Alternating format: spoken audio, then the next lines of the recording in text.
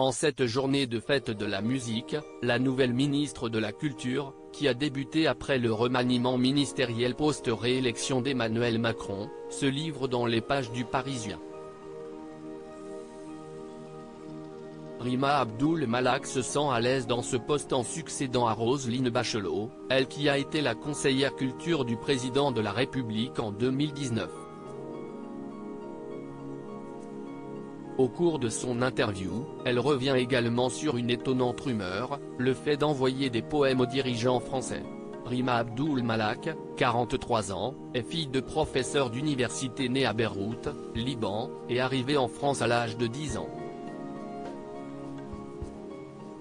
Elle a connu une décennie de conflits dans son pays et la culture a joué un rôle prépondérant dans sa construction d'adolescente.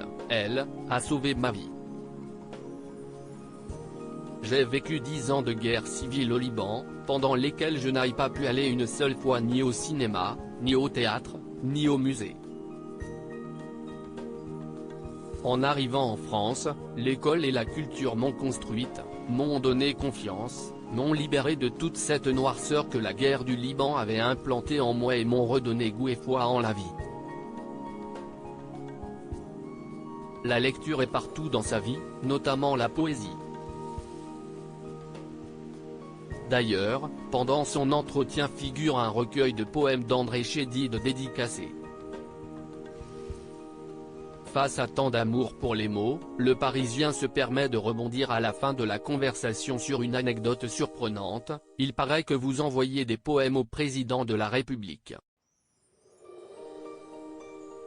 Elle répond sans détour, je vais pouvoir rectifier cette rumeur.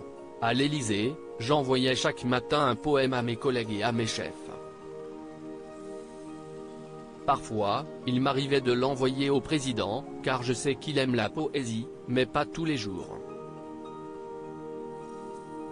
Si est dans un théâtre, celui de la ville à Paris qu'elle a rencontré Emmanuel Macron, pour un conseil d'administration.